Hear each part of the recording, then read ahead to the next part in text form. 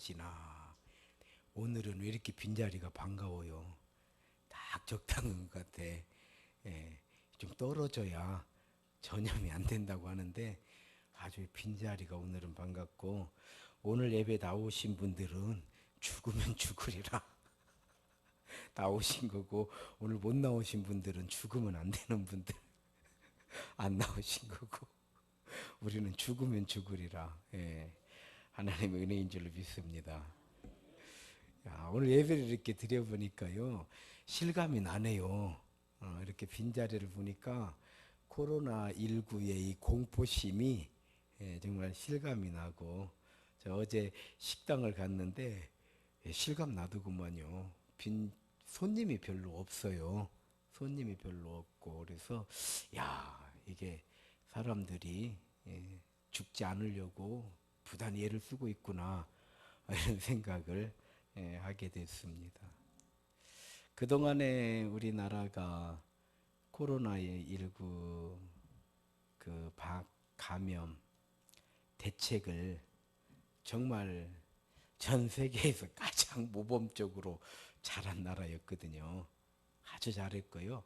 또 그런 걸 이렇게 잘하게 되면 국가의 위상도 올라가요. 도대체 한국이라고 하는 나라는 참 얼마나 시스템이 저렇게 잘 갖춰져 있어서 뭐 또 걸려도 다 고쳐서 퇴원하게 되고, 이런 걸 보면서 저도 개인적으로 이 나라에 살고 있다라고 하는 자부심도 좀 생기더라고요. 솔직히 자부심도 생기고, 또 안 걸려야 되겠지만 걸려도 죽지는 않겠구나.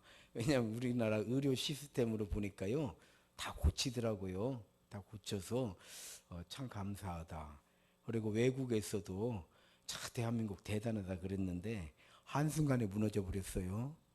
그렇지 않아도 이 신천지가 한국 교회에 참 많은 피해를 줬거든요. 참 많은 피해를 줬는데, 제가 늘 말씀드린 결정적인 피해가 뭐냐면 서로를 의심하게 하는 거거든요. 전에는 이렇게 새로운 교인들이 오면은 무조건 반갑고 또 그냥 환영하고, 지금은 일단 의심부터 해야 돼요. 신천지에서 왔는가 이렇게. 모든 교회가 그래요. 그래서 의심병을 심어놓은 게 가장 큰 피해였거든요. 가장 큰. 그래서 한국 교회에 준 피해가 이로 말로도 알 수 없어요. 그래서 사람들은 이단이 뭔지를 몰라요. 잘. 뭐 왜 이단이라고 하는가 그래요. 간단해요. 이단이라고 하는 거는 하나님을 빙자하고 예수님의 이름을 빙자하고, 그러니까 그 교회를 모방해서 교주를 믿게 하는 게 이단이에요. 뭔 얘기인지 아시겠어요? 그러니까 하나님 믿는 것 같아 찬송하고 성경 보고 다 해. 다 해. 그러니까 똑같아요. 더 잘하는 것 같아. 막 더 열심히 하고, 막 더 막 열심히 전도하고, 야, 제대로 믿는다는데, 그렇게 잘 믿는데 왜 이단이냐? 결국은 누구를 믿느냐? 교주를 믿어요. 그래서 이거는 이단에 빠지게 되면 결국은 다 교주한테 매달려 있는 거예요. 이번에도 이렇게 확산되는 그 결정적인 원인이 뭐냐? 은밀하게 모든 게 거짓말이거든요. 그 사람들은 전도를 거짓말로 시작해서 전도를 한다는 게 이게 말이 되냐고요. 우리는 전도를 하게 되면 예수 믿어야 천국 갑니다. 예수 믿어야 됩니다. 이렇게 하지. 이 사람들은 절대 그렇게 안 해요. 뭐 입문 강좌 뭐 세미나가 있는데 들으러 가자. 요즘에는 별의별 방법을 다 동원해 가지고 속여서 끌어가는 거예요. 그러다 보니까요, 부부간에도 이게 신천지인지를 모르고 있는 거예요. 지금 이번에 드러났어. 이번에 보니까 이게 자기 신천지라고 얘기를 해놓은 거예요. 왜? 치료받아야 되니까. 신천지도 걸리면 치료받아야 되니까. 이거 안 받으면 죽어요. 바로 죽어. 이게 폐렴으로 가버려 가지고요, 안 받으면 바로 죽는단 말이에요. 이렇게 그러더니 결국은 대형 사고를 쳐버렸어요. 나라를 정말 어려움에 빠쳐버렸어요. 이 신천지가. 차, 대형 사고 쳤다. 그러나 저러나 우리는 또 그럼에도 불구하고 우리 대한민국에 이 보건의료 시스템에 대해서 전 세계가 정말 깜짝 놀란대요. 왜냐하면 지난번에 어떤 전문가가 나와서 얘기를 하는 걸 제가 들었는데 메르스 때, 메르스는 그 중동에서 낙타를 통해서 그 전파가 되는 바이러스였거든요. 우리나라하고는 굉장히 멀거든요. 정반대, 지구 반대편인데 한 사람이 메르스에 걸려가지고 왔는데 엄청나게 전염이 됐잖아요. 그래서 WHO에서 관리들이 여러 사람이 나온 거예요. 도대체 한국에 어떻게 이런 일이 일어날 수가 있는가? 그리고 도대체 이 대한민국이라고 하는 나라가 이런 사태를 잘 해결할 수 있는가 하고 이제 나왔답니다. 그 당시에 나와가지고요. 그분들이 거의 충격을 받고 갔대요. 대한민국의 보건의료 시스템이 한 사람이 딱 걸려 있으면 이 사람의 동선을 싹 파악을 해버리는 거예요. 그래서 몇 명 만났는가 거짓말해봐야 필요 없어요. 왜? 핸드폰으로 위치 추적이 어디 갔는지 싹 나와버려요. 또 신용카드 어디서 신용카드를 걷는가 이 두 가지 CCTV 이런 걸 해가지고요 관리를 하는데 그 사람들이 그렇게 표현하더라고요. 충격을 받고 가버렸대요. 그러니까 대한민국에서는 지금도 우리나라는 이거를 막아야 된다. 어느 정도 퍼지면은 막는 게 아니래요. 이제 환자 위주로 치료를 한답니다. 막는 걸 포기한다는 거예요. 그러나 지금도 우리는 막을 수 있다라고 하는 이유가 그만큼 많은 인력이 투입이 돼서 그렇지 막아낼 수 있다라고 하는 자신감을 가지고 있는 거예요. 우리도 손 잘 씻고 마스크 쓰시고 늘 TV에서 나온 대로 그렇게 같이 동참하면 조만간에 이 코로나19 전염 바이러스도 해결될 줄로 믿습니다. 오늘 하나님의 은혜라고 하는 제목으로 말씀을 준비를 했어요. 레위기 11장 41절 내가 거룩하니 너희도 거룩해라. 내가 거룩하니 너희도 거룩해라. 자, 이번 코로나 바이러스를 통해서 보이지 않는 세균이 얼마나 무서운가를 우리가 지금 실감하고 있잖아요. 얼마나 무서운지 지금 빈자리 보십시오. 안 나오신 분들이 잘못했다라는 뜻이 아니에요. 이만큼 보이지 않기 때문에 더 무서운 거예요. 이걸 통해서 우리가 이런 걸 통해서 많은 어려움을 겪고 있는데 자영업자들이라든지 뭐 정치, 경제, 문화, 사회 모든 분야에 타격을 받지 않는 곳이 없잖아요. 지금 보통 일이 아니에요. 보통 일이 아닙니다. 이게 보이지 않는 세균 때문에 이런 걸 통해서 우리가 이렇게 고통만 받는 것이 아니고 교훈도 얻어야 된다. 교훈도 얻어야 된다. 어떤 교훈을 얻어야 될까? 보이는 것에만 집착하던 인생들이 보이는 외모에만 집착하던 인생들이 보이는 물질에만 보이는 현실에만 집착하던 인생들이 이번 일을 통해서 보이지 않는 영적 세계에 대한 경각심을 가지는 기회가 되기를 소망합니다. 그러기 위해서는 영으로 오셔서 창조주 하나님 되시고 우리로 하여금 이 땅에서 살다가 하나님의 거룩한 나라, 하나님 나라 거룩한 백성이 되어서 하나님 나라로 돌아오게 하신 그 하나님을 알아야 된다 이 말이에요. 하나님을 모르고 하나님을 믿을 수가 없어요. 하나님을 모른 채 하나님 믿는다고 교회 다니다가 다 떨어져 버리는 거예요. 왜? 하나님을 모르니까. 하나님을 모르니까. 열심히 다니는 것 같은데 하나님 모르면 열심히 다니던 사람이 실족되면 다시 돌아오는 게 훨씬 어려워져요. 훨씬 어려워져. 하나님을 알아야 되는데 하나님을 어떻게 해요? 가장 기본적으로 하나님께서 그렇게 말씀을 해주시는 거예요. 내가 거룩하니. 그러니까 하나님은 거룩하시다 이 말이요. 하나님 거룩하죠. 그러니까 내가 거룩하니까 너희도 거룩해라. 자, 우리는 거룩하신 하나님을 믿는 거예요. 거룩하신 하나님. 뭐 거룩은 무엇인가? 거룩은 뭔가? 거룩이라고 하는 건 완전하다는 뜻이에요. 온전하다는 뜻입니다. 하나님은 완전하시고 온전하신 거, 그러니까 전지전능하신 하나님을 우리는 믿는 거예요. 창조주 하나님을 믿는 거죠. 우리 인생을 영적 존재로 만드신 하나님을 믿는 거예요. 영적 존재로 만드신. 그런데 어떻게 믿어야 되냐? 거룩하게 믿으라는 거예요. 거룩하게. 내가 거룩하니 너희도 거룩해라. 그럼 우리에게 온전하고 완전해지라는 것인데, 우리가 어떻게 온전할 수 있고 완전할 수 있냐 이 말이에요. 우리는 온전할 수도 없고 완전할 수도 없어. 그럼 어떻게 우리는 거룩해지는 것입니까? 믿음을 거룩하게 하라 이 말이에요. 정말 하나님을 믿는 믿음을 온전하게 하라 이 말이에요. 완전하게 하라 이 말이에요. 예수님께서는 이거에 대해서 말씀해 주시기를 반석 위에 믿음을 세우라 이 말이에요. 비가 와도 바람이 불어도 홍수가 나도 어떤 상황에서도 코로나19가 오든 메르스가 오든 사스가 오든 뭐가 오든 이거에 대해서 우리가 절두절명하게 예방하고 이걸 전염을 막고 다 대처를 하는 건 우리가 해야 될 일이지만, 어떤 경우에도 하나님을 믿는 믿음만큼은 완전해야 된다 이 말이에요. 할렐루야. 그래서 믿음으로 거룩해지는 거예요.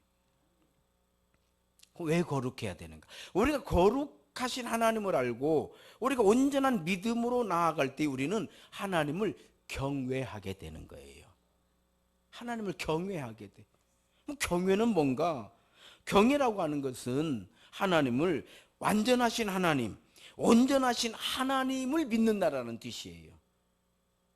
이게 경외예요. 경외. 즉 전지전능하신 하나님을 믿는 거예요. 그러므로 하나님 말씀 앞에서 우리는 항상 두렵고 떨리는 그런 마음으로 서 있는 것이고, 두렵고 떨리는 마음으로 하나님을 경배하는 거예요. 예배를 드리는 거예요.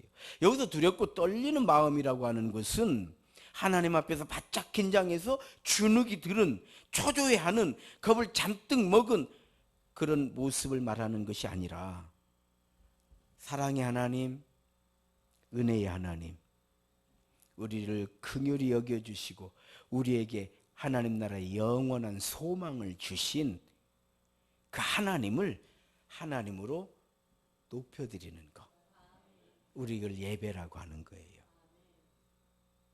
그래서 민수기 23장 19절 말씀처럼 하나님은 사람이 아니시기 때문에 거짓말을 안 하신다는 거예요. 그러니까 하나님 말씀은 거짓이 없어요. 이단들은 이걸 거짓으로 만드는 거예요. 왜? 교주를 믿게 하려고. 이해가 되는가요? 하나님은 인생이 아니시니 후회가 없으신 거예요. 우리를 부르신 거 후회하지 않아요. 죄의 싹은 사망이다. 아니, 내가 괜히 사망이라고 했는데 그냥 죄의 싹은 큰 고난을 받는다 이럴 것인데, 이렇게 후회하지 아니하 하신다는 거예요. 하나님은 인생이 아니시니까 후회가 없으시도다. 어찌 그 말씀하신 바를 행하지 않으시며 하신 말씀을 실행하지 않으시랴. 한 번 죽는 건 정해진 것이고 그 후에는 심판이 있으리라. 하나님이 이렇게 말씀해 주셨으니까 그렇게 실행하시는 거예요. 이걸 믿는 거예요. 이렇게 믿는 거예요. 이게 온전한 믿음, 완전한 믿음이 되는 거예요. 중요한 사실은 하나님을 경외하지 않는 거룩은 없어요. 내가 거룩하니 너희도 거룩해라. 이 말씀은 하나님을 경외하라는 말씀이에요. 그러니까 하나님을 경외하지 않는 거룩은 없는 거예요. 제가 2020년도에는 말씀으로 새롭게 그래서요, 성도들을 차분차분 하나님 말씀으로 다시 세워야 되겠다. 제가 목회 계획을 지금 이렇게 세우고, 거룩하신 하나님, 또 거룩은 뭐냐, 하나님을 경외하는 것이다, 이런 말씀을 2주에 걸쳐서 설교를 했어요. 그때에 이스라엘의 초대왕 사울의 실패가 뭐냐, 이 말씀을 드렸어요. 사울의 실패는요, 사울이 나빠서가 아니에요. 나빠서가 아니라 하나님 앞에서 거룩하지 못해서 사울은 실패했던 거예요. 그럼 거룩하지 못하는 것이 뭐냐? 하나님을 경외하지 않는 거예요. 그럼 하나님을 경외하지 않는, 왜 사울은 하나님을 경외하지 않았다고 이야기를 합니까? 이렇게 생각하시면 돼요. 아말렉과의 전쟁을 이제 치러야 되는데 아무래도 우리가 더 약한 거예요. 사울의 군대가 약해요. 아말렉이 더 강한 거예요. 뭐 이 전쟁을 승리를 해야 되는데 하나님께서 승리케 하시겠다는 거예요. 그러니까 하나님을 이제 믿어야 돼요. 왜? 하나님께서 전쟁에 승리를 주신다고 하셨으니까. 이해가 되는가요? 그래서 전쟁에 나갈 때는 온전히 하나님을 믿어요. 왜? 하나님이 승리를 주시니까. 그래서 전쟁에 나갈 때는 온전히 하나님을 믿어요. 그래서 전쟁에 승리를 했어요. 승리를 하고 나니까 이제는 자신의 이익을 쫓아가는 거예요. 자, 전쟁에 승리하고 났어요. 그럼 전쟁에 나갈 때나 전쟁이 끝났을 때나 여전히 하나님을 경외하면 이 거룩한 거예요. 전쟁이 다 끝나고 승리를 하고 나니까 생각이 바뀌는 거예요. 그래서 자신의 이익을 다 챙겨오는 거예요. 이해가 되는가요? 그래서 하나님을 경외하지 않는 것이 뭐냐? 상황에 따라서 바뀌는 걸 하나님을 경외하지 않는 거예요. 예를 들어서 뭐 나는 이러면 못 믿는다. 나 이러니까 안 한다. 이건 하나님을 믿는 게 아니에요. 그 사람은. 하나님이 그런 것도 아니잖아. 예를 들어서 목사가 뭘 잘못을 했다고 가정을 해봐요. 이거 목사가 잘못한 것이지 하나님께서 잘못하신 게 아니잖아요. 그런데 목사 잘못한 걸 보고 예수 안 믿는다. 또 교인들 간에도 그래요. 교인들 간에 이렇게 어떤 같이 이렇게 친절하게 지내다가 보니까 거짓말을 했다고 가정을 해요. 아니면 내 돈을 띄어먹었다고 한번 가정을 해보십시오. 그러면 집사가 돼가지고 권사가 돼가지고 내 돈 띄어먹었다고 난 그런 하나님 안 믿는다. 아니 하나님께서 띄어먹으라고 해서 띄어먹었다면 그런 하나님을 안 믿을 수도 있지만 이해가 돼요? 이게 뭐냐면 하나님을 경외하지 않는 거예요. 이게 사울의 실패, 이게 사울의 믿음이에요. 내가 정말 하나님을 의지해야 될 때는 왜? 전쟁에 이기려니까 하나님을 믿었어요. 전쟁에 승리를 했어요. 그러니까 그때부터는 내 이익을 챙겨오는 거예요. 얼마나 많은 사람들이 기도하고 응답받고 자기의 이익을 따라갔냐 이 말이요. 하나님 우리 가정에 이런 문제 있습니다. 이 문제만 해결해 주죠. 이 문제가 해결되고 나니까 이제 평화가 왔잖아요. 살만하잖아요. 그러니까 이제 그때부터는 자기 소견에 오른 대로 사는 거 이거 경외하지 않는 거예요. 그래서 사울의 실패는 인간성의 실패가 아니에요. 하나님을 경외하지 않는 거. 대표적으로 선지자 요나 이야기도 나오잖아요. 그가 선지자가 됐다라고 하는 것은 대단한 믿음의 사람이라는 뜻이에요. 하나님께서 그에게 무슨 일을 맡겨주셨다라고 하는 것은 맡길 만한 사람이라 이 말이에요. 그런데 니느웨로 가라고 하니까 거기는 못 간다는 거예요. 거기는 못 간다는 거예요. 그러니까 어때요? 하나님을 경외하지 않기 때문에 버려지는, 바다에 던졌다라고 하는 건 버리시는 거예요. 버리시는 거예요. 오늘날 우리 믿음이 점점 뒤로 물러나는 원인은 다른 데 있지 않아요. 우리가 먹고 살만해서가 믿음이 물러나는 게 아니에요. 환경이 변했기 때문에 우리의 믿음이 뒤로 물러나는 것 절대 아니에요. 하나님을 경외하는 경외심이 떨어진 거예요. 이해가 되죠? 사람이 나빠져서 믿음이 물러난 것도 아니에요. 그러니까 믿음 떨어졌어도 그 사람은 여전히 좋아요. 믿음 다 잃어버렸어도요 그 사람 여전히 믿을 만한 사람이에요. 여전히 사랑받을 만한 사람. 다만 하나님께 버려지는 것일 뿐이죠. 이것이 바로 경외심이 떨어진 거예요. 그래서 경외라고 하는 것은, 결국 경외라고 하는 것은 하나님 앞에서 구별된 인생의 모습인 거예요. 이거를 예수님께서는 신령과 진리로 예배하는 자를 하나님께서는 찾으신다. 하나님이 찾으신다. 하나님께서는 신령과 진리로 예배하는 자를 찾으신다. 이게 뭐예요? 신령과 진리로 예배하는 게 거룩이라는 뜻이에요. 이해가 되죠? 이게 거룩인 거예요. 이게 거룩인 거예요. 그러므로 예배로 하나님을 경배하는 것은 믿음으로 구별된 거룩한 성도의 모습이고 하나님을 경외하는 성도의 모습인 줄 믿습니다. 그래서 지금 코로나19가 무섭지만 그걸 무서워하지 않고 그거 걸리고 싶은 사람이 지금 여기 예배하는 우리 가운데 한 사람이라도 있겠냐 이 말이요. 그럼에도 불구하고 우리 예배를 드리고 있는 거예요. 할렐루야. 이것이 바로 가나 혼인잔치에서 예수님이 맨 처음 행하셨던 이적, 물이 변하여 포도주가 되는 거예요. 하나님을 알지 못하던 인생이 하나님을 알게 되는 거. 이게 물이 변해서 포도주가 되는 거예요. 하나님을 믿게 되는 믿음의 거룩한 하나님의 백성을 만드시는 일이 예수님의 제1의 사역이라는 뜻이에요. 그러니까 예수님 세상에 왜 오셨는가? 우리를 하나님을 믿는 거룩한 성도가 되게 하시려고. 그러니까 어떻게 해요? 우리가 변화돼야 돼요. 그래서 물이 변하여 포도주가 되는 첫 번째 이적을 행하시는 거예요. 그래서 예수님을 만난 사도 바울은 그렇게 고백을 하는 거예요. 이전 것은 지나갔으니 보라 새 것이 되었도다. 이전 것은 뭐냐? 자기 소견에 옳은 대로 믿었던 바리새인의 삶이었던 거예요. 즉 우리가 이렇게 믿으면 우리는 깨끗한 거다. 이렇게 믿었던 거예요. 우리가 이렇게 하기 때문에 우리는 흠이 없는 사람이다. 이렇게 믿었던 거예요. 깨끗한 인생은 없어요. 흠이 없는 인생은 없어요. 일평생 새벽 예배를 한 번도 빠지지 않았다고 해도 그 사람이 깨끗한 건 아니에요. 아무리 이렇게 열정적으로 복음을 전하고 목사로서의 사명을 잘 감당했다고 해도 깨끗한 목사는 아닌 것이요. 이해가 되는가요? 우리의 깨끗함은 심판받는 거예요.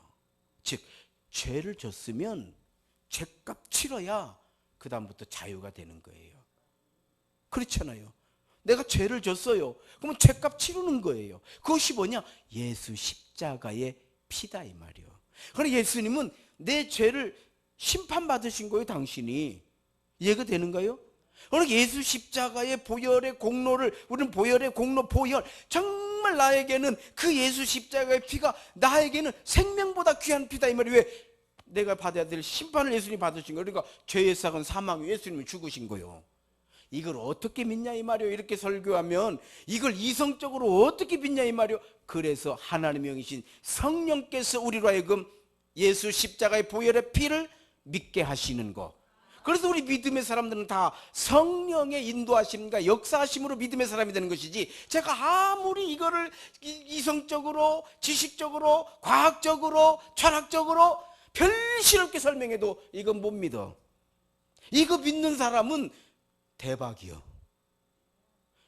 그렇게 해서 믿게 하려고 하는 사람은 더 대박이요. 그건 다 실패하는 거예요. 그래서 바울 사도가 고린도에 가서 전도를 할 때 예수 십자가 외에는 아무것도 전하지 않기로 결심을 하는 거예요. 왜?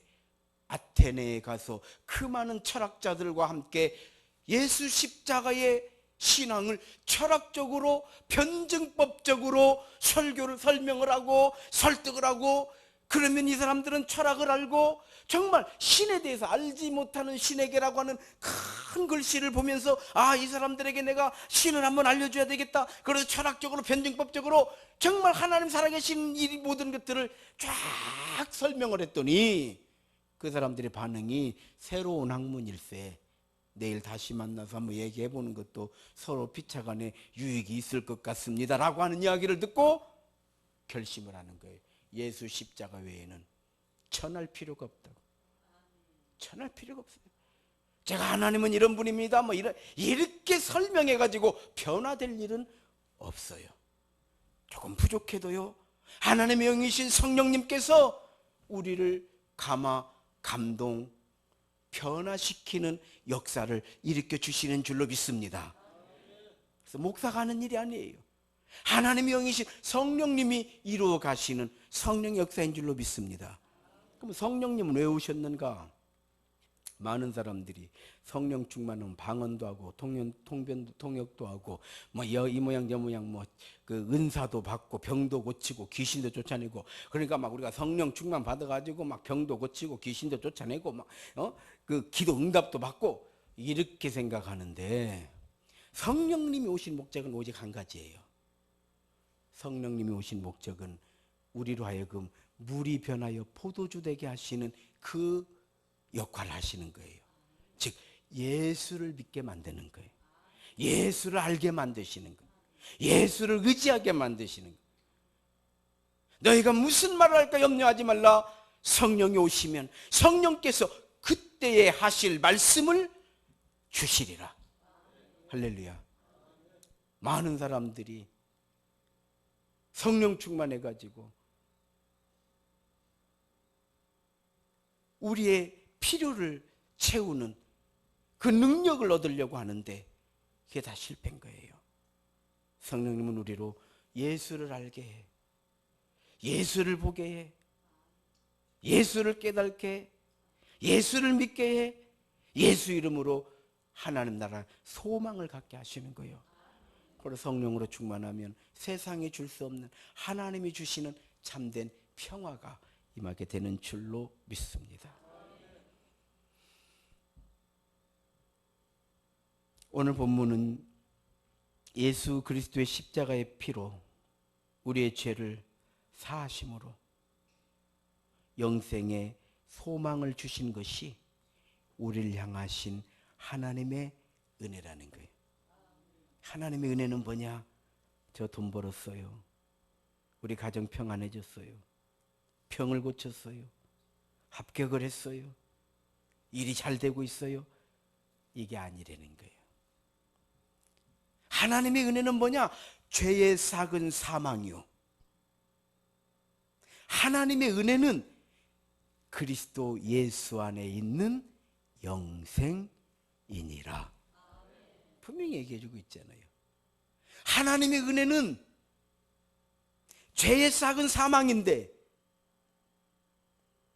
하나님의 은혜는 예수 그리스도로 우리가 죄값 치르고, 예수님이 우리 죄값 치러주시고 우리는 영생의 소망을 얻게 됐다 이 말이에요. 이게 은혜요. 우리 한국교회가 언제부터 참 많은 사람들이 교회는 부흥하는데 사람들은 실망해. 뭐 때문에? 교인이 많아지면, 부자가 되면, 병이 고쳐지면, 합격을 하면 이런 걸 은혜라고 믿고 따라다니니까 우리는 실망하게 되고 실패하게 되는 거예요. 하나님의 은혜는 뭐냐? 죄의 삭은 사망이요, 하나님의 은혜는 우리 구주 예수 그리스도 안에 있는 영생이니라. 할렐루야. 내가 거룩하니 너희도 거룩해라. 거룩은 뭡니까? 하나님을 경외하는 것입니다. 그럼 하나님을 경외하는 결과, 우리가 하나님을 경외하는 결과, 즉 열매가 무엇입니까? 우리가 그거 알아야 할 거 아니에요. 그럼 우리도 하나님을 경외할 거 아니냐 이 말이에요. 그 열매가 뭐냐? 거룩하신 하나님, 거룩한 성도의 모습, 거룩한 성도의 삶의 결과가 뭐냐? 하나님 백성이 되는 거예요. 하나님 자녀 권세 갖는 거예요. 영접하는 자, 곧 그 이름을 믿는 자들에게는 하나님의 자녀가 되는 권세를 주셨으니, 그래서 오늘 우리는 예배 드리는 거예요. 이게 자녀의 권세예요. 심판이 아니라 영생으로 하나님 나라의 소망 가지고 천국과 지옥이 있다고 하는데 지옥으로 떨어질 인생을 천국으로 인도하시는, 이게 하나님 은혜다 이 말이요. 죽는 것이 아니라 영원한 생명으로, 영원한 생명으로. 그래서 믿음보다 더 소중한 건 없는 거예요. 영생을 가져다 주기 때문에 그래요. 믿음이 아니면 결국 모든 것이 헛되고 헛될 뿐이에요. 믿음이 아니면 결국 원하지 않는 흑암의 세계로 내 자신이 나를 몰아넣어버리기 때문에 믿음이 가장 소중한 것. 오늘 본문의 하나님의 은혜, 죄의 삭은 사망이요 하나님의 은혜는 우리 주 예수 그리스도 안에 있는 영생이니라.